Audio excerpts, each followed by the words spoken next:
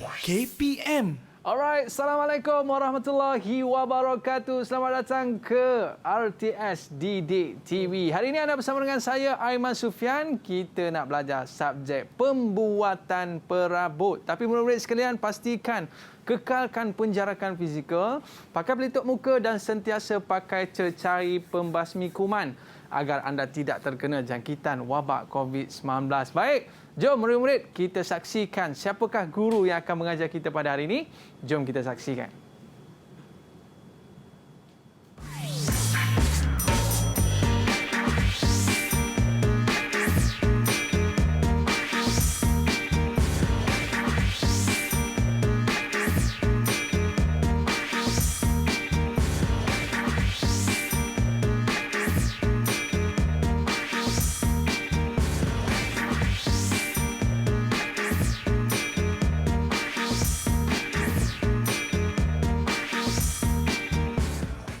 Hari ini kita bersama dengan Cikgu Zahratul Alwa. Apa khabar Cikgu? Baik, Aiman. Okey Cikgu, saya tengok dekat atas meja kita dah ada satu rekaan ataupun satu bentuk seni perabot yang kita buat Cikgu. Ya.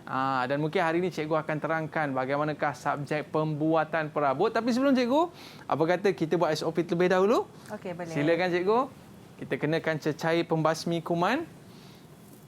Okey. Dan saya pula Cikgu. Okey. Bila kita dah kenakan cecair pembasmi kuman, barulah cikgu kita boleh buka pelitup muka kita cikgu. Okey. Tapi murid-murid, ingat pastikan jangan kita letak merata-rata, letakkan dalam bekas yang kita bawa. Ya cikgu Ya, betul. Ataupun macam saya letak dalam poket pun boleh lah kan. Okey. Cikgu, subjek kita pada hari ini pembuatan perabot. Ni siapa buat ni cikgu? Pelajar lah. Oh, pelajar buat? Pelajar yang buat, bukan cikgu yang buat. Wow, pelajar yang buat kalau dah cikgu yang buat, cantik. belum tentu lagi cantik macam ni. Pandainya pelajar ni buat. Nanti saya nak request lah, dia buat meja makan saya lah cikgu. InsyaAllah boleh. Okey cikgu, hari ni kita nak belajar tentang apa ni cikgu? Hari ni pengenalan saja. Pengenalan saja tentang apa dia pembuatan perabot. Apa dia perabot? Apa dia perabot ya. Sebab kadang-kadang orang suka perabot, kadang-kadang ada orang suka besi cikgu Ya. Tapi hari ni cikgu nak cerita tentang perabot, tapi Perabot kayu. Perabot kayu. Jadi cikgu, kita nak dengar pula apa pandangan murid-murid cikgu tentang subjek kita pada hari ni. Okey. Jom kita saksikan. Okey, jom. Didik TV KPM. Saya mengambil bidang pembuatan perabot ini dapat mencungkil bakat dan dapat memenuhi minat saya. Dan saya harap SPM 2021 ini saya mampu dapat keputusan yang baik, seterusnya dapat melanjutkan dalam bidang pembuatan perabot ini. Saya suka bidang perabot ini kerana saya dapat mereka bentuk dan menghasilkan perabot saya sendiri. Harapan saya moga SPM 2021 dapat keputusan yang baik dan saya dapat melanjutkan bidang saya selepas bersekolah. Didik TV KPM. Alright, hari ini kita belajar dalam subjek pembuatan perabot. Jadi cikgu, nanti kalau mereka ambil subjek ni cikgu, nanti akan datang waktu mereka bekerjaya nanti cikgu, mereka boleh kerja apa sebenarnya cikgu? Boleh jadi tukang kayu sahaja ke ataupun ada lagi cabangnya? Tak. Mereka ni boleh jadi usahawan. Wah. Usahawan. Mereka ni boleh jadi pereka perabot. Pereka perabot. Boleh jadi tenaga pengajar. Oh, macam cikgu lah. Macam saya lah. Okey, ni di antara masa depan yang boleh kita lihat sialah, sebab kalau kita tengok para anbiya dulu pun mereka pun ada di kalangan mereka ni yang juga tukang kayu. Ya. Dan kalau kita tengok kayu-kayu pun bukan murah-murah cikgu. Betul. Nak beli perabot, nak beli katil, nak beli dan sebagainya, semua mahal-mahal cikgu kan. Jadi boleh orang kata apa menjamin masa depan murid-murid kita juga cikgu kan. InsyaAllah. InsyaAllah. Okey cikgu. Jadi kita berehat seketika boleh cikgu? Boleh. Sebab selepas ini kita akan ajak murid-murid kita masuk ke dalam kelas bersama dengan kita pada hari ini dalam Road to Success SPM 2021. Kita kembali selepas ini, jangan ke mana-mana.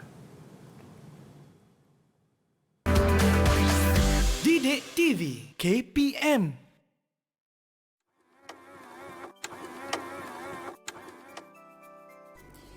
Kaulah permata bersinar bercahaya, membimbing anak bangsa hingga berjaya. jika guru peserta menjana ilmu bangsa.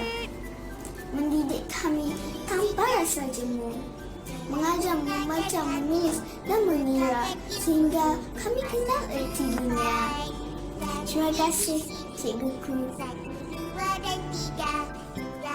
Terima kasih cikgu-cikgu SKM ini kerana mengajar saya dan kawan-kawan saya. Jasamu akan dikenang. Pergi ke kedai hari Rabu. I love you cikgu.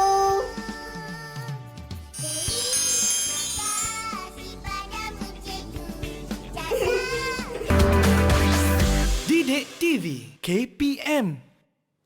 Alright, kembali dalam Road to Success SPM 2021. Hari ini kita dalam subjek pembuatan perabot. Okey, cikgu. Jadi subjek ni saya pun suka lah, cikgu. Sebab apa? Dia melibatkan kemahiran, kita kena buat kerja dan sebagainya. Tapi hari ini kita nak more fokus kepada bagaimana kita nak menjawab soalan-soalan dan bagaimana kita nak memahami subjek ni, dan cikgu pun nak bagi tip kepada kita bagaimana mudah untuk kita nak skor dalam subjek ini. Tapi sebelum tu cikgu, kita nak jemput murid-murid kita masuk ke dalam kelas kita pada hari ini. Jom kita bersama dengan murid-murid kita pada hari ini. Alright, kita ada yang pertama, Mukhris. Mukhris, apa khabar? Boleh kenalkan diri anda? Silakan. Boleh. Okey, silakan Mukhris. Nama saya Muhammad Musid bin Ahmad Sobri dari 4 TV, Sekolah Sultan Abdul Jalil Shah, Perak. Alright, daripada Perak. Silakan Haziq seterusnya. Hai, Assalamualaikum. Saya Muhammad Syarif bin Sofi dari Sekolah SK Sultan Abdul Jalil Shah, Okey. pengajar Perak. Seterusnya kita ada Syahira. Syahira bukan Syahira ni, takkan Syahira kot. Okey, silakan. Assalamualaikum. Saya daripada SMK sudah ada belajar. Saya Mak Azli Beradan. Okey, seterusnya kita ada siapa lagi? Faris, sila Faris. Assalamualaikum. Okey. Yang lain boleh mute kan? Boleh ini. mutekan mikrofon. Okey, teruskan. Sekolah SMK Sultan Abdul Jalil Shah, Subang Perak. Okey. Dan 4 MPV. Teruskan. Seterusnya kita ada Nadia. Sila Nadia. Hai, Assalamualaikum. Nama saya Nurul Syafiqah Raja Bidamori dari SMK Sultan Abdul Jalil Shah, Perak. Alright. Kelas Universiti. Okey, dan kita ada siapa ni? Seterusnya, silakan kenalkan diri anda. Hai, Assalamualaikum. Nama saya Nurul Syafiqah Kamaluddin dari SMK Sultan Abdul Jalil Shah, Perak. Okey, terima kasih kita ucapkan selamat datang ke Road to Success SPM 2021. Okey cikgu, sebelum kita mulakan kelas cikgu, kita ada kad yang dikirimkan oleh murid kita, special untuk cikgu-cikgu yang kita sayangi. Jom kita saksikan kad yang dikirimkan oleh murid kita. Okey, dia tulis kat situ Happy Teachers Day. Terima kasih cikgu atas pengorbananmu. Sudi meluangkan masa untuk melihat kami berjaya. Cikgu adalah inspirasi buat kami semua. #terima kasih cikgu. Ini tanda penghargaan lah cikgu kan. Murid-murid kita buat kad ini untuk guru-guru kita yang terlampau banyak dah berjasa untuk kita semua. Tanpa cikgu, siapalah kita? Berguru demi ilmu, bina generasi baharu. Dan kita ada juga cikgu kad yang dikirimkan secara fizikal oleh murid kita. Apa kata cikgu, kita cuba bacakan. Wow, ini kita ambil daripada Nilashni, anak perempuan Subramani daripada SMK Taman Desa Tebrau. Wow, dia tulis apa ni? Happy Teachers Day. Wishing all my teacher and Happy Teachers Day. On the special day, I would like to thank you. Thank you for all the effort you have put into the make me a better person in life. Thank you for being me a guide and teacher me life lesson. Happy Teachers Day to all my teachers. Congratulations to all teachers who respect the life for the cause of teaching. #terima kasih cikgu. Wow, ini daripada murid kita yang mengirimkan kad ini, tanda penghargaan kepada semua guru-guru kita yang berada di Malaysia. Okey cikgu, hari ini subjek kita adalah pembuatan perabot. Ini subjek ni cikgu untuk tingkatan berapa cikgu? Tingkatan 4 dan 5. Tingkatan 4 dan 5. Jadi murid-murid kita macam mana? Dah bersedia ke belum? Kalau dah bersedia, tunjuk good sikit. Dah bersedia? Macam tu? Okey cikgu. Mereka tunjuk good cikgu. Okay. Mereka bersedia walaupun ialah petang-petang ni cikgu kan. Kita nak belajar tentang perabot. Jadi cikgu tanpa buang masa lagi, dipersilakan cikgu untuk mulakan kelas kita pada hari ini. Okey, terima kasih Aiman. Okey, Assalamualaikum warahmatullahi wabarakatuh kepada penonton. Okey, kepada anak-anak murid cikgu. Okey, kita pergi kepada format pentaksiran dulu. Sebab apa? Tahun ini 2021, SPM 2021 adalah tahun yang pertama yang menggunakan silibus KSSM. Sebelum ni KBSM. So sesuatu yang barulah bagi pelajar-pelajar membuat perabot. Dulu kita panggil MPV membuat perabot, tetapi bila dah di KSSM kan, dia dah bertukar nama kepada MPV pembuatan perabot. Okey, kita pergi tengok format pentaksiran KSSM MPV pembuatan perabot. Ya, untuk subjek pembuatan perabot ni ada dua kertas, iaitu kertas satu. Ya, kertas satu ni berbentuk ujian bertulis, teori lah. Ya, yang markah dia sebanyak 40%. Okey. Dan kertas yang kedua berbentuk kerja khusus amali bengkel. Inilah yang buat perabot dah, modul perabot lah. Yang, 60% ni kira projek lah juga. Ya, 60%. Oh, banyak juga tu. Tetapi dia, markah dia, perkiraan dia secara metrik. Maknanya kalau dapat 60% pun pelajar dia ada kemungkinan dia tak akan dapat markah penuh lah. Kenapa cikgu? Ya, sebab dia ada pemarkahan dia. Okey. Okey, dia bercampur 4 projek, dia ada 4. Nanti kita tengoklah. Okey cikgu. Okey, ini format instrumen pentaksiran pembuatan perabot. Okey, kita pergi tengok jenis instrumen. Okey, jenis instrumen dia ini untuk keseluruhan subjek. Ya, maknanya bukan untuk MPV sajalah. Yang di atas ni ujian objektif pelbagai bentuk. Walau bagaimanapun, untuk MPV pembuatan perabot tidak ada soalan objektif. Soalan berbentuk objektif tiada. Dia cuma ada ujian subjektif sahaja. Okey. Okey, jenis item. Okey, jenis item ni soalan lah. Okey, ada bahagian A dan ada bahagian B. Okey, di bahagian A, soalan dia berbentuk respon terhad. Ya, berbentuk respon terhad. Okey, bahagian B, respon terhad dan respon terbuka. Apa beza respon terhad, respon terbuka ni? Respon terhad ni dia banyak kepada fakta. Fakta cikgu Ya, straight forward je. Ya, straight je kan. Okey, untuk yang bahagian B ni respon terbuka, dia banyak kepada kebat lah. Kebat lah dia. Kena buat ayat sikit lah. Buat macam karangan jugalah. Dia banyak kebat. Dia bagi satu permasalahan. Okey, pelajar-pelajar kena selesaikan permasalahan tu dah. Okey. Okey, bilangan soalan. Okey, bilangan soalan untuk kertas 1 ni, bahagian A ada 15 soalan. Okey, bahagian B ada 4 soalan. Tak ada pilihan. Semua kena jawab. Ya. Semua kena jawab, tak ada pilihan ya. Okey, jumlah markah. Okey, bahagian A 60 markah, bahagian B 40 markah. Markah semua 100 lah. Okey, untuk kertas 2 pula, jenis instrumen dia adalah pentaksiran kompetensi. Apa maksud dia kompetensi ni?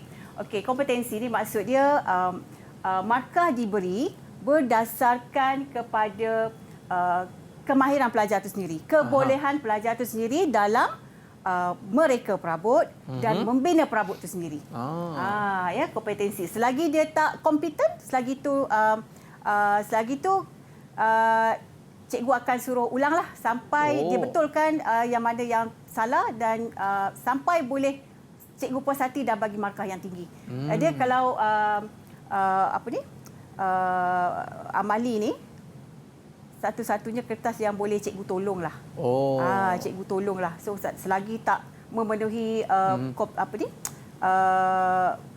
kehendak skor tu, selagi itulah cikgu akan suruh ulang-ulang buat. Maknanya cikgu kalau dia buat contohnya projek macam kerusi comel ni cikgu kan? Ya. Tiba-tiba macam sengit sikit ke apa semua, mungkin cikgu suruh, okey, kau bawa balik, repair dulu. Ya, buka balik. Buka balik. Buat betul-betul balik. Buat betul-betul.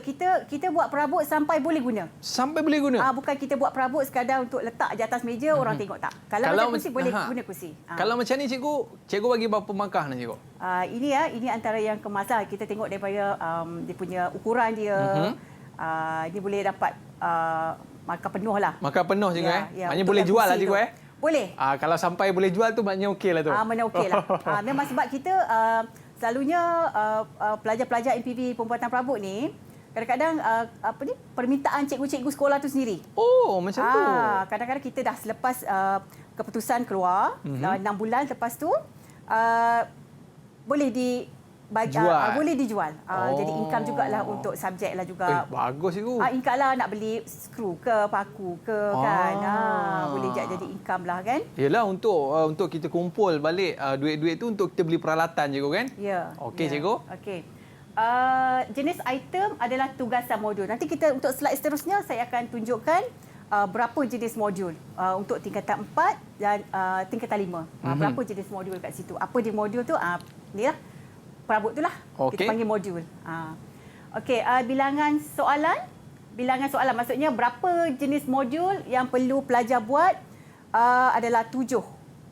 Daripada 4 di tingkatan 4 dan 3 di tingkatan 5. Wajib untuk siapkan ke-7 modul tu tadi.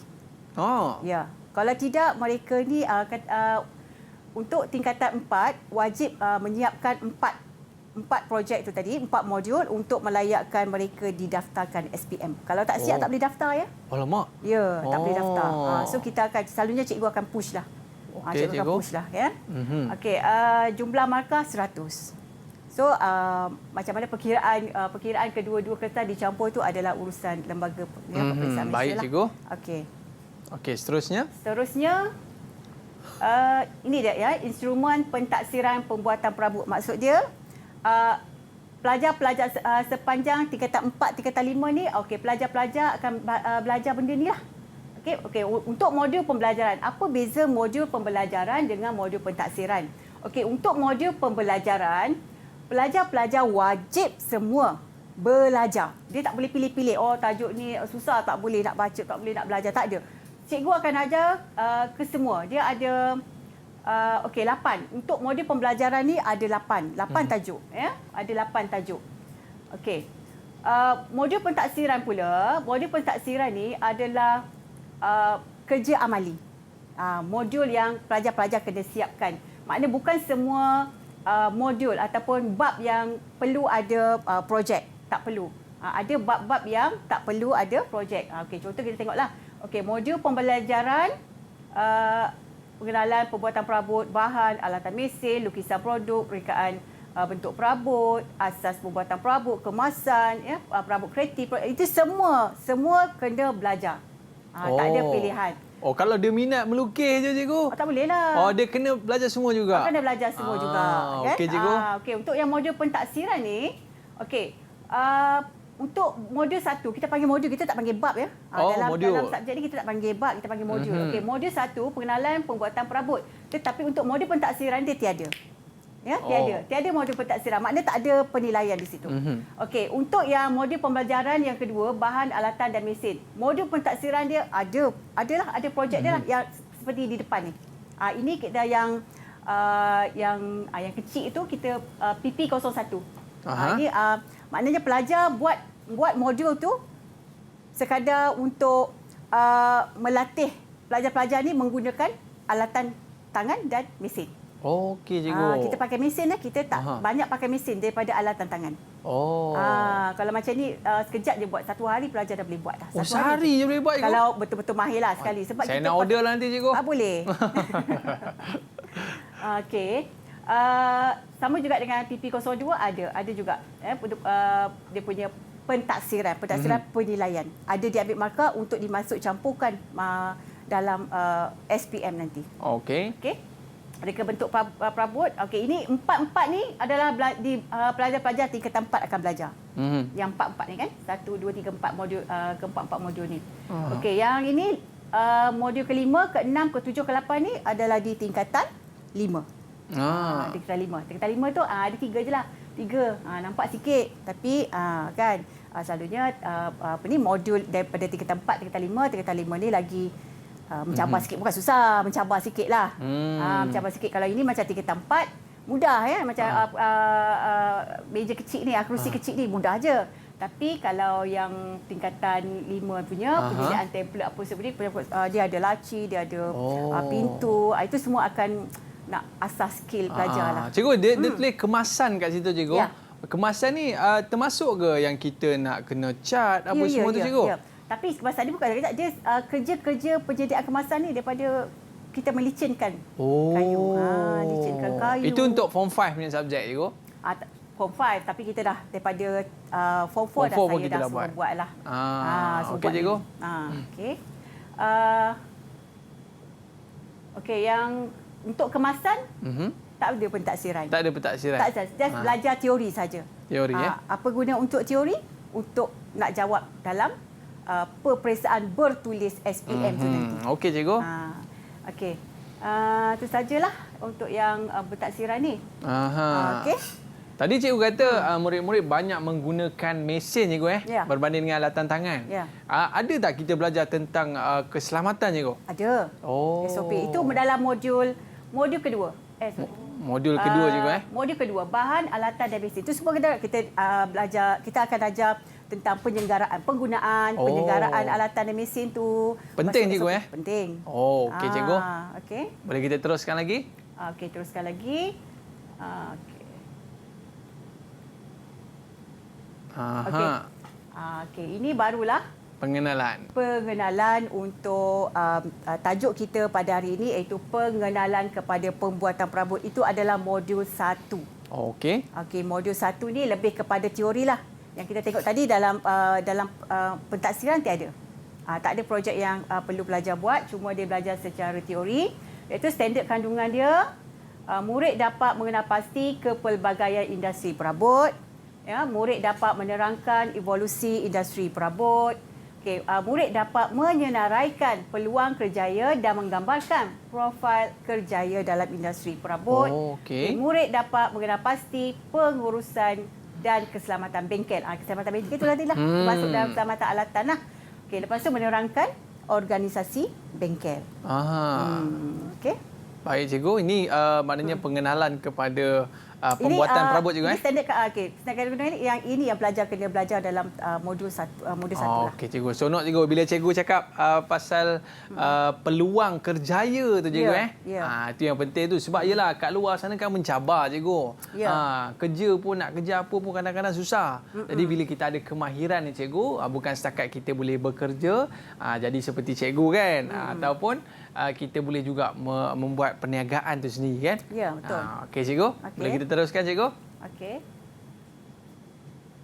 Pertama sekali kita nak tahu tentang kepelbagaian industri perabot. Okey, kepelbagaian industri perabot ni, tapi sebelum tu saya nak tanya, sebenarnya tingkatan 4 ni, maklumlah kan sekolah ni on off. Kejap betul, cuti, cikgu. sekejap sekolah kan. Kita nak boleh ke nak tanya pelajar? Boleh, cikgu. Ni? Kita tanya. Siapa cikgu nak tanya? Kadang dia orang ni, pelajar-pelajar ni, dia suka je, sebenarnya mata pelajaran pembuatan perabot ni di sekolah, kira boleh dikatakan mata pelajaran hot jugalah. Wow, macam cikgu dia lah hot. Bukan.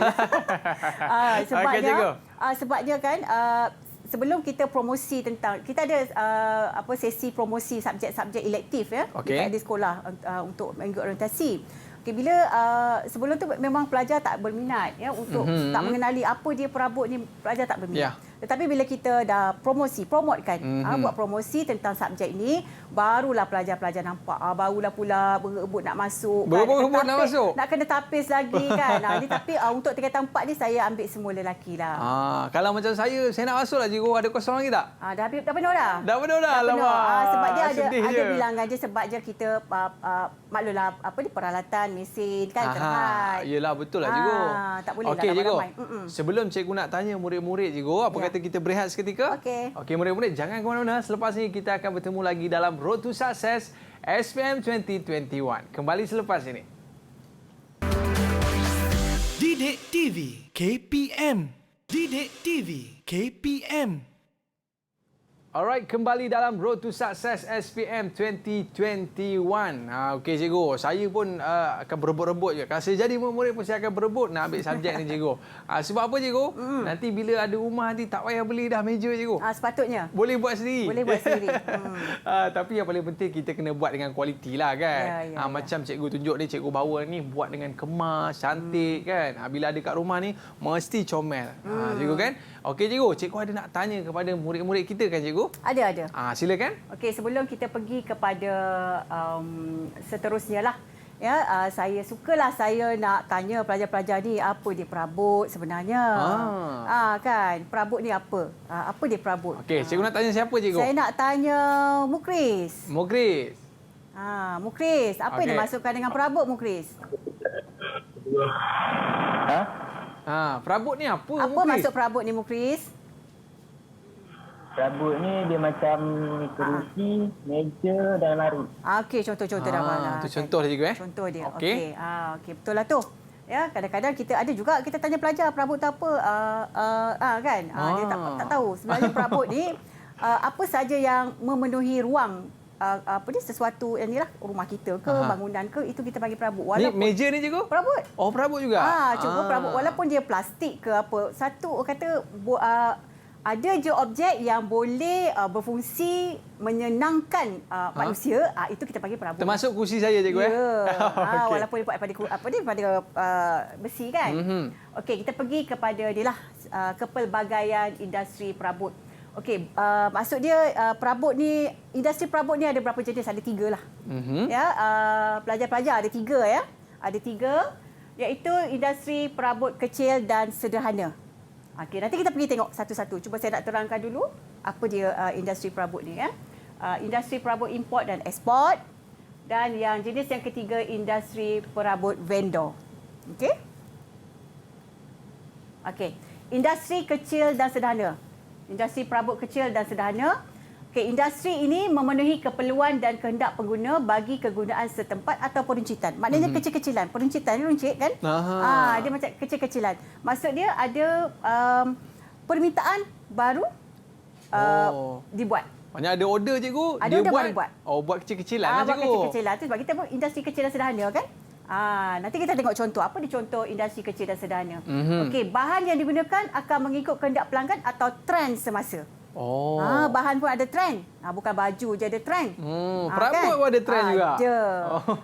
Saya suka jugalah saya nak uji pengetahuan pelajar ni. Boleh cikgu? Trend yang trend semasa, bahan trend semasa, maknanya bahan yang terkini. Saya nak tanya Faris. Faris. Okey cikgu. Okey, Faris, bagi contoh Faris, bahan untuk trend perabot semasa ni, bahan dia je Faris. Perabot yang dibuat daripada kayu pellet. Kayu pellet. Tahu jadi trend sekarang cikgu? Aiman tahu kayu pellet. Kayu pellet ni macam orang lapik-lapik letak beras tu cikgu. Betul ke tu? Okey, kita tengok contoh dia. Okey, ni Aiman. Ni kan banyak dah sekarang ni selalunya restoran-restoran hipster kan? Kan dia guna kayu pellet kan? Tapi nampak cantik lah cikgu. Cantik kan? Sebab tak payah buat kemasan pun. Maksudnya saya tak payah diwarnakan sebab kita nak nampak dia punya natural tu, kan? Dia macam sama je cikgu, macam tepi ni. Ini kayu pellet juga. Kita pakai kayu getah. Ini kayu getah. Tapi trend sekarang ni pakai kayu pellet kayu pellet. Orang suka kayu pellet kan. Okey. Ini yang kata kecil-kecilan tu, maknanya ada permintaan baru dibuat. Selalunya macam pengusaha-pengusaha restoran. Kan pengusaha restoran ni dia nak katakan dia nak apa konsep kedai dia tu, restoran dia tu okey nak konsep hipster. Banyak kan mereka ni ambil dia lah.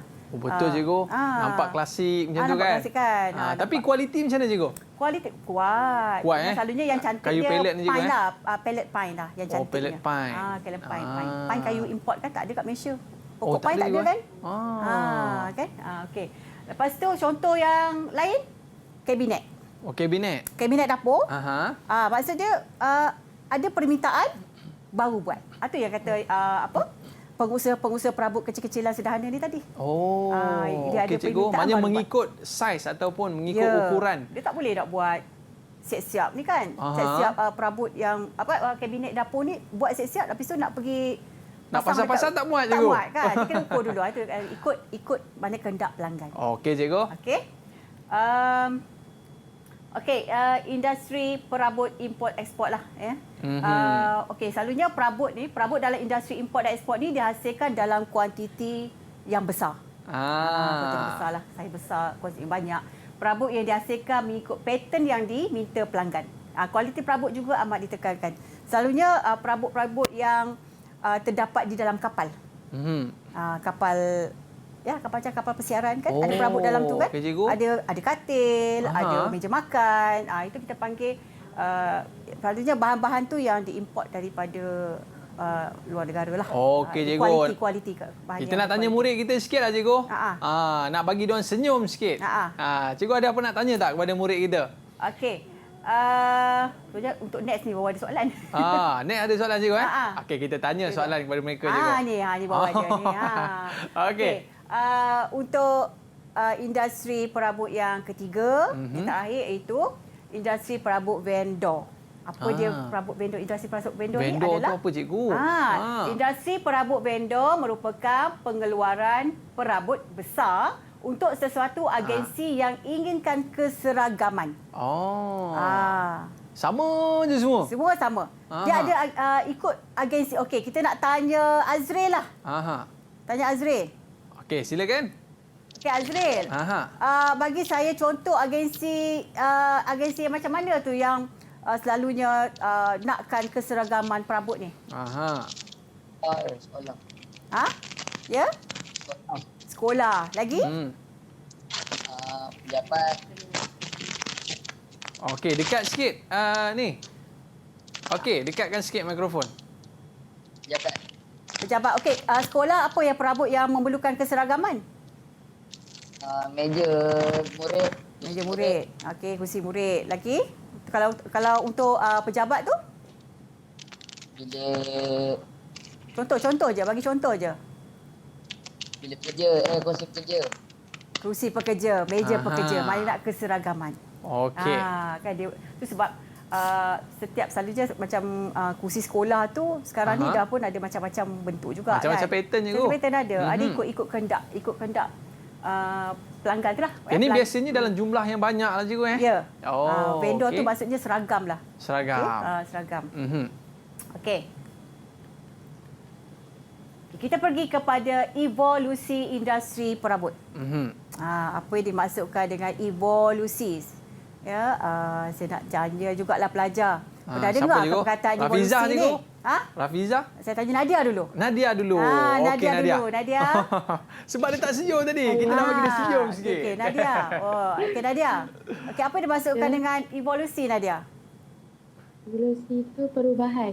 Perubahan. Okey, macam fashion. Fashion baju, kan? Ada perubahan dia kan? Ada betul zaman juga. 60-an, 70-an, 80-an. Perabot pun ada fashion. Perabot pun ada. Bukan fashion. Perabot dia punya perubahan dia. Perubahan reka bentuk dia. Okey. Dia ada 4 fasa. Okey, ada 4 fasa. Yang fasa pertama tu fasa perabot awal. Okey, fasa perabot awal. Nanti kita tengok apa yang dimasukkan fasa perabot awal dengan contoh dia.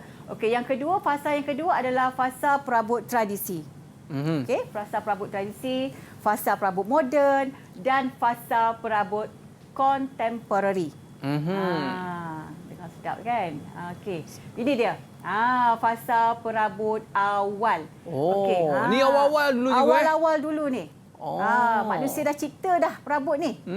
Perabot ni dihasilkan daripada bahan semula jadi. Apa yang dimasukkan dengan bahan semula jadi, Rafiza? Rafiza. Rafiza. Okey. Bagi Batu contoh. dan kayu. Batu dan? Tak dengar. Batu dan? Kayu. Batu dan kayu. Batu dan Betul lah? kayu. Kau tengok kan struktur binaan yang ringkas dan mudah. Perabot sememangnya diperlukan untuk memberi keselesaan di tempat tinggal. Maksudnya orang zaman dulu pun tak, tapi dia tak adalah macam bentuk tu, bentuk yang tapi Tak adalah bentuk bunga-bunga je. Tak ada, nampak. Dia kalau ikutkan kerusi ni, nampak kan bentuk kerusi ni? Betul, cikgu. Kita tahu ini kerusi kan? Tetapi simple. Daripada Simple batu. je. Ambil batu seketul, ni dua batu ni. Satu batu ni, satu ni kan. Satu jadi penyandang, satu jadi tempat duduk. Dicantumkan je. Jadilah. Dah jadi kerusi dah? Dah jadi perabot. Kan? Sama juga ini daripada kayu. Kayu. Dia cuma dibentukkan. Ya, alatan yang mereka pakai dulu, pakai kayu juga je. Yalah, untuk cikgu. kan? Okey, ya. Okey, maknanya lebih ringkas dan mudah, cikgu. Ya. Okey, untuk fasa perabot tradisi pula. Apa yang dia dimasukkan dengan perabot tradisi ni? Okey, dihasilkan berdasarkan permintaan pasaran. Dia bukannya dibuat secara banyak-banyak, tak. Ada permintaan baru dibuat. Okay? Sebab dia selalunya kos dia tinggilah. Reka bentuk perabot bergantung pada sosio-budaya masyarakat setempat. Sosio-budaya masyarakat setempat. Apa yang dimaksudkan dengan sosio-budaya masyarakat setempat ni, dia perabot ni dia lebih kepada menunjukkan imej. Imej ataupun kita panggil apa ya? Imej ataupun budaya, cikgu. Dia imej lah sesuatu sesebuah negara tu dengan satu bangsa tu lah. Macam di negara Arab juga Ya. Mereka ni dia tak ada sofa yang duduk di atas tu. Dia orang duduk di bawah. Okey, itu sebab tu kata bergantung kepada sosio budaya masyarakat setempat tu tadi. Okey, cikgu. Kan? Macam kalau kita tengok ada satu macam perabot tu ada ukiran tu, kita dah tahu apa dah. Kan? Kita dah tahu macam ini perabot ni daripada negara China. Perabot ni daripada Indonesia. Sebab dia ada ukiran-ukiran kayu jati tu. Jadi itu yang dikata ni lah sosio budaya setempat lah. Ya. Okey, lepas tu melambangkan status seseorang dalam masyarakat. Selalunya perabot tradisi ni lebih orang kata apa, dia punya reka bentuk dia lagi menarik. Ya, dia punya selalunya dia gunakan bahan yang bermutu tinggi. Betul, cikgu. So bila seseorang tu lah, ya, bila kita masuk, pernah tak kita kalau kita pergi masuk kat rumah orang tu, kita akan tengok perabot dulu kan, kita masuk rumah kita tengok, kita tengok ini mesti orang ini orang ni kan, biasa-biasa je tu. Ni orang have ni kan, Ini have ni. Ini orang have ni. Okey. Kita dah, itu maknanya status seorang tu kita dah boleh baca dah. Kalau kita masuk rumah tu ada kursi plastik, dia kursi orang kahwin tu kan, kita dah tahu dah kan, dia punya makna dia status tu lah. Ya. Okey, pembinaannya menggunakan tangan. Contoh dia macam perabot jati. Perabot jati, kalau ukiran tu mana pakai mesin, semua pakai tangan. Dia tangan semua je pakai tangan tu sebab mahal. Ya. Kenapa kayu jati je yang pakai ukir-ukir ni, sebab kayu dia jenis lembut lah. Okey, menggunakan bahan asas seperti kayu padu, tembaga dan batu. Tengok tembaga, dah tahu tembaga pun kita tahu dah. Macam mana status seorang tu kan. Ini kalau kursi tembaga ni, tengok ni tahap-tahap. Ada juga yang perabot yang disalut emas kan. Kan ada kan. Ada je kalau yang dah agak golongan have tu tadi. Nanti saya nak kikis sikitlah, cikgu. Okey. Ini contoh dia. Contoh, nampak yang perabot Cina tu tadi, kita nampak ukiran-ukiran kita tahu dah. Kalau letak je kita ini daripada Cina lah kan. China punya ni. Okey, ini perabot Melayu. Perabot Melayu kita nampak dah macam ni. Okey, ini perabot Itali. Dia memang mewah lah. Ini perabot ni, perabot ni yang kata perabot yang kita import daripada negara-negara berkenaan lah. Tapi cantiklah, cikgu, ukiran untuk gambar yang pertama tu, cikgu. Kan? Kursi dan meja tu. Ni mana ada pakai mesin ni, pakai tangan. Pakai tangan, cikgu. Pakai tangan, mana ada mesin. Tapi kan? cikgu, zaman sekarang ni ada sesetengah ukiran lah, cikgu. Mereka menggunakan mesin, cikgu. Tapi tak sehalus ukiran tangan lah. Ada beza tak, cikgu, yang menggunakan ukiran tangan dengan mesin ni daripada sudut harga dan kualiti, cikgu? Adalah kualiti lagi, yang tangan tu lagi berkualiti lah. Lagi sebab berkualiti. Penghasilan lagi detail. Lebih halus, cikgu. Lebih halus ya. Okey, cikgu. Okey. Murid-murid boleh offkan mikrofon. Okey. Nanti terkeluar pula lagu jiwang nanti. Okey, seterusnya fasa yang ketiga iaitu fasa perabot moden. Fasa perabot moden apa dia? Okey, bermula pada awal Perang Dunia Kedua. Ya. Dah ada dah perabot dah situ. Mukris boleh offkan mikrofon?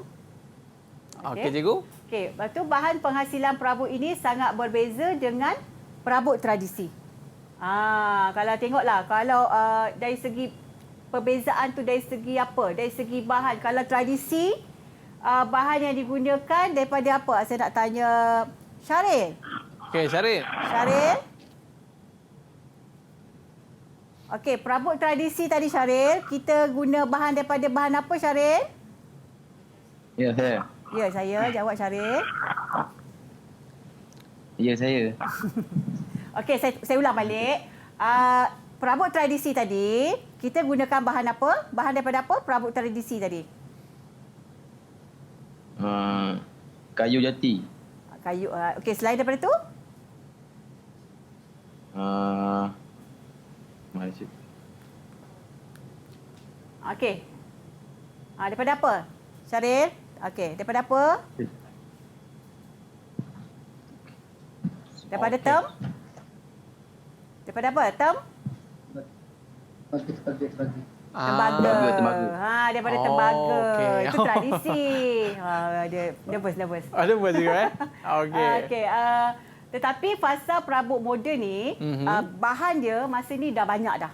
Dia tak terhad. Kalau zaman awal dengan fasa awal dengan fasa tradisi, dia punya bahan dia terhad. Tetapi kalau fasa perabot moden ni, bahan dia lagi banyak lah.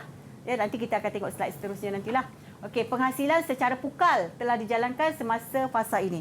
Secara pukal tu maksudnya secara banyak. Secara banyak juga. Secara banyak. Dia kalau lagi banyak lagi murah cikgu. Bergantung jugalah cikgu. Bergantung pada apa? Kita panggil bahan. Kualiti dia. Okey. Perabot ni dia bergantung kepada bahan sebenarnya. Bahan. Kan kalau ada perabot mahal, perabot murah ni bergantung pada bahan dia. Maknanya kalau yang mahal ni mungkin tahan lama sikit cikgu kan? Ya, tahan lama. Okey. Baik cikgu, sebelum kita nak terus lagi perbincangan kita, berkata kita rehat sekejap cikgu. Okey, boleh. Okey, murid-murid jangan ke mana-mana. Lepas ni kita akan bertemu lagi dalam Road to Success SPM 2021. Kembali selepas ini. Didik TV KPM. Didik TV KPM. Alright, kembali dalam Road to Success SPM 2021. Kita dalam subjek pembuatan perabot.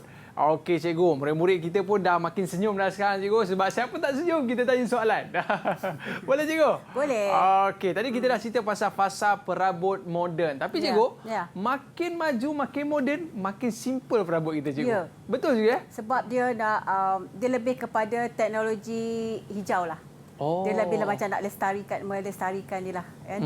Dia tak nak yang dia lebih penjimatan bahan sebenarnya. Penjimatan bahan. Yalah cikgu, kalau macam-macam bahan nanti mahal pula perabotnya. Mahal. Nanti kalau buat berkualiti sangat nanti tahan lama sangat orang cepat boring kan perabot ni. Tak boleh dah tukar-tukar kan. Macam biasa je cikgu mungkin iyalah biasa. Kita ni paling-paling 5 tahun nak tukar dah perabot lain. Tunggu rosak tak rosak, tunggu rosak tak rosak kan. Bila nak rosak kan. Macam itulah.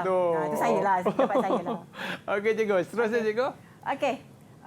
Kita pergi kepada dia tadilah. Semasa fasa ini, pelbagai bahan telah dicipta mengikut kehendak pasaran.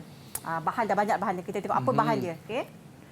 Okey, ini antara bahan-bahan dia. Biasa pun sekarang ni masih lagi digunakan sampai zaman sekarang ni lah. Fasa sekarang ni kita dah panggil fasa contemporary tadi. Ya, tapi ini fasa moden ni, dia bermula daripada fasa moden. Okey, perabot dia menggunakan bahan daripada plywood. Plywood. Tahu plywood Aiman? Plywood tu yang nipis-nipis tu juga. Ya, nipis ada, tebal Aiman. Ini kita guna yang tebal. Kalau yang nipis duduk patah dah tu. Betul cikgu. Kan? Okey, ini perabot daripada keluli. Keluli tu besi lah. Ya, besi dah digabung dengan fabrik sofa apa semua itulah. Okey, ini plastik. Okey, plastik. Okey, betul ni fabrik. Bahan-bahan ni lah. Bermula je penggunaan bahan-bahan ni adalah dalam fasa perabot moden. Pelajar-pelajar kena ingat ya. Fasa contoh-contoh perabot, contoh-contoh bahan yang terdapat dalam setiap fasa-fasa perabot ni. Okey. Okey, ini perabot fasa perabot contemporary. Okey, merupakan perabot masa kini. Yang ini yang sekarang ni lah. Macam-macam bentuk, macam-macam rupa. Macam-macam cikgu Tengok dia punya ini pun kalau kita tengok apa contoh tu, ni. Rak buku Rak buku. Kalau dulu, zaman-zaman yang dulu, rak buku macam mana je? Straight je cikgu. Straight je kan. Kotak je kan. Tapi sekarang sikit punya seksinya. Kan? Berkona-kona cikgu. Tu kan. Tu belum lagi tengok kerusi tu. Okey, pembinaan perabot contemporary dihasilkan seiring dengan trend dan reka bentuk sama seperti reka bentuk moden abad pertengahan. Tapi tengok macam nak tercabut je cikgu. Kukuh ke tu? Kukuh. Kita letak buku je. Kalau duduk atas ni memang letak kukuh. Letak buku je kan. Betul rekaan perabot ini melibatkan aspek teknologi hijau yang kita cakap tadi lah. Fasa ini dah banyak penjimatan bahan dah. Yelah cikgu, tak adalah banyak sangat pakai kayu-kayu ni kan cikgu? Ini pakai plywood je. Kan, plywood. Okey. Nampak? Ini design ni. Wow, canggihnya. Kan tu orang melentik kerusi ni kan. Ini cantiklah. Tu perabot dia lagi moden. Lagi reka bentuk dia lagi moden. Okey, itu habis tentang dia punya evolusi industri perabot. Okey, sekarang ni kita pergi sebab dia pengenalan apa yang ada dalam pembuatan perabot ni kan, dia pengenalan. So kita pergi kepada kejayaan industri perabot. Ini Aiman suka tadilah kan. Ya cikgu. Okey, kejayaan industri perabot di sini kita bagi yang 3 je lah dulu ya. Usahawan, tenaga pengajar, pereka bentuk. Usahawan, saya nak tanya Azril lah, usahawan Azril. Apa beza usahawan dengan peniaga? Peniaga penjual, usahawan pencipta dan penjual. Okey, betul. Usahawan dengan peniaga ni berbeza. Azril nak jadi yang mana Azril? Dua-dua pun boleh bang. Dua-dua pun boleh. Kalau saya nak jadi macam cikgu lah. Tenaga pengajar ya. Okey, untuk usahawan, tenaga pengajar, pereka bentuk perabot lah. Okey, kita tengok profil kerjaya dalam industri perabot. Nak jadi usahawan kena yang macam mana? Usahawan perabot ialah individu yang mengusahakan perniagaan perabot, termasuklah perniagaan perabot yang telah siap dan perabot pasang siap. Dia berbeza dengan peniaga. Peniaga ni dia cuma jual saja perabot. Dia jual saja. Dapat orang bekalkan perabot, dia jual saja. Tapi kalau usahawan, dia yang buat juga. Ya, dia yang mereka bentuk perabot tu, dia yang buat, dia yang jual. Itu kita panggil usahawan. Okey cikgu. Ya. Okey. Usahawan perabot ini perlu ada ciri-ciri berikut. Di bawah ni ciri-ciri dia. Apa ciri-ciri dia? Mestilah ada ilmu pengetahuan. Betul. Ilmu pengetahuan tentang perabot. Maksudnya dia buat macam study lah tentang perabot yang terkini, perabot nak bersaing dengan peniaga-peniaga lain, usahawan-usahawan lain kan, dia nak mesti membuat sesuatu yang baru yang tak ada dekat perabot orang lain, dekat perabot dia ada. Reka bentuk tu tak ada jumpa dekat kedai-kedai lain, tapi dekat dia ada. Special. Okey. Dia kena kreatif lah. Ilmu kemahiran pembuatan perabot. Mesti ada ilmu kemahiran pembuatan. Kadang-kadang kita ada orang boleh mereka perabot, mereka je. Dia reka je. Cara nak buat dia tak tahu. Dia reka je. Tapi nak buat, dia serah pada orang lain. Ada macam tu ya. Tapi kalau nak jadi usahawan, dia perlu tahu. Dia mesti ada kemahiran. Macam pelajar-pelajar ni, pelajar-pelajar ni sebenarnya kalau ikutkan dia punya dasar dia punya nak menjadikan pelajar-pelajar MPV pembuatan perabot KSSM ni adalah sebagai usahawan lah. Sebagai designer, mereka bentuk sebagai pembina. Berbeza dengan MPV membuat perabot yang dulu. Dia cuma hasilkan pelajar sebagai pembina. Boleh buat perabot. Tapi mereka bentuk tak boleh. Tapi untuk pelajar-pelajar yang terkini, hasratnya untuk pelajar-pelajar ni boleh mereka bentuk. Mereka tadi untuk, kalau ikutkan modul pentaksiran, modul yang modul 3 dan modul 4. Modul 4 tu mereka bentuk. Mereka bentuk. Pelajar tingkatan 4 kena mereka bentuk, kena lukis, kena lakarkan dia orang punya idea. Mereka punya idea perabot. Lepas tu dah lakar, diorang kena cari pula saiz yang bersesuaian, kena cari pula bahan-bahan yang bersesuaian, lepas tu diorang kena bina. Tapi yang paling penting cikgu, maknanya murid-murid ni kena kreatif dan inovatif cikgu. Contohlah macam saya pernah tengok tu cikgu, ada dia buat perabot tu cikgu daripada pipe PVC. Dia buat meja, kadang-kadang dia buat rumah sayur-sayuran dia cikgu, guna pipe PVC cikgu. Boleh ke macam tu cikgu? Boleh. Tapi tengok jugalah fungsi dia. Tengok fungsi cikgu. Tengoklah fungsi. Kalau buat kerusi tu kenalah ikut saiz dia kan. Ikut saiz dia cikgu. Tengok bersesuaian lah. Tidak hati roboh cikgu ya. Roboh lah kan. Okey cikgu. Okey. Modal yang mencukupi, disiplin kerja yang baik ni. Ini pentinglah, disiplin kerja yang baik. Sampai sekarang pun daripada sekolah pun sebenarnya dah titik beratkan dengan disiplin ni kan. Maksudnya dari segi kehadiran, tambah-tambah pelajar yang subjek-subjek elektif yang ada kerja khusus memang sangat menitik beratkan kehadiran. Disiplin ni termasuklah kehadiran, betul tak? Walaupun dah jadi usahawan, walaupun dah jadi bos, tak semestinya boleh mengarahkan aja tanpa dia turun padang kan. Dengar tu Azril. Nanti dah jadi bos. Dah jadi bos, tak bolehlah hantar bagi lepas daripada pekerja, tak boleh. Disiplin ya. Okey, modal yang mencukupi, kreatif dan inovatif. Yang ni Aiman nak jadi lah tenaga pengajar ni. Ya cikgu. Tenaga pengajar ni. Okey, antara institusi yang menawarkan peluang menjadi tenaga pengajar ialah seperti berikutlah. Institut Latihan Perindustrian ILP. Okey. Kedua, Institut Kemahiran Belia Negara, GAT-MARA, FITEC ni Furniture Industry Technology Center, Wood Industry Skill Development Center, WISDEC. Politeknik dengan juga ATM lah. Wow, cikgu dia mesti ada kelayakan juga lah. Cikgu. Tapi cikgu saya layak dididik TV lah cikgu. Sesuai cikgu, mungkin ada sedikit nasihat terakhir yang mungkin cikgu boleh berikan kepada murid-murid kita cikgu. Sebab katanya nak jadi tokey perabot cikgu. Silakan. Okey, saya cuma nak sini nak menekankanlah ya. Walaupun tak semua pelajar yang dilahirkan mampu cemerlang dalam akademik. Okey.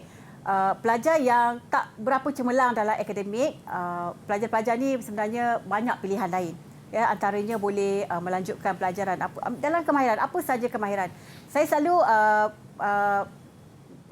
nasihatkan pelajar-pelajar saya ni supaya mereka ni habis je SPM, jangan menangguhkanlah apa yang kita kena target, apa kita nak jadi. Kurang-kurangnya kita kena tambah nilai diri kita. Macam mana kita nak tambah nilai diri kita, kita kena ada kemahiran. Macam mana nak dapat kemahiran? Banyaklah. Macam kita kat Malaysia ni banyak pusat-pusat kemahiran kan, macam ILP, IKBN, GAT-MARA, IKM, semua menawarkan bidang-bidang kemahiran yang orang kata boleh kita layak untuk dapat SKM. SKM ni kan CJ Kemahiran Malaysia. Ada CJ Kemahiran Malaysia ni tahap 1, tahap 2, tahap 3 ada ni, pergilah kerja mana-mana, mintalah kerja, insya-Allah.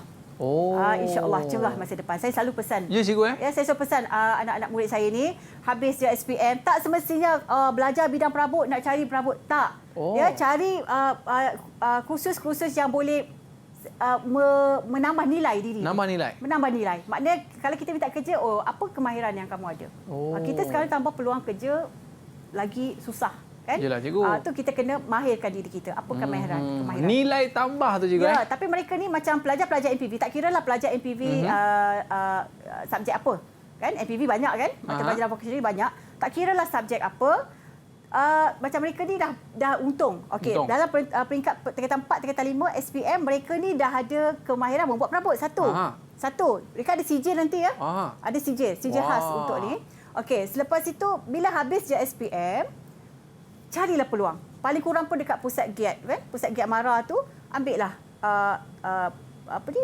penghawa dingin boleh, kimpalan boleh. Dekat rumah sekarang ni, mana yang rumah ni boleh katakan setiap rumah ada satu Betul cikgu. Maknanya kalau kita ada kemahiran ni cikgu, insya-Allah masa depan kita cerahlah. Dan saya yakin cikgu, murid-murid kita ni pun akan datang ni semua akan dapat kerja, bukan setakat dapat kerja cikgu. Jadi tokey pula suatu hari nanti. Dan kita nak ucapkan terima kasih kepada Cikgu Zahratul Alwa daripada SMK Sultan Abdul Jalil Shah Teluk Entan Perak. Dulu pun saya dekat area sana cikgu. Saya Kampung Gajah dulu cikgu. Dekat Kampung Gajah lah ni. Dekat Kampung Gajah cikgu.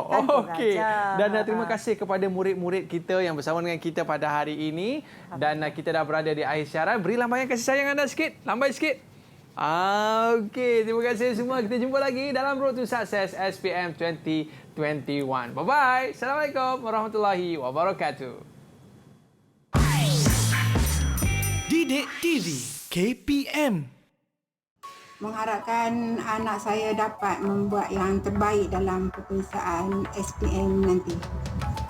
Harapan saya juga adalah ingin melihat anak saya melanjutkan pelajaran dalam bidang pembuatan perabot ini yang saya rasa yakin bidang perabot ini dapat menjamin masa depannya. Mengharapkan supaya semua pelajar dapat memanfaatkan ilmu pembuatan perabot ini dengan sebaik mungkin dan dapat mencapai keputusan yang cemerlang dan lebih cemerlang daripada sebelum-sebelum ini kerana mata pelajaran ini adalah satu mata pelajaran yang boleh pergi jauh dan akan mendapat tempat dalam kerjaya masa akan datang.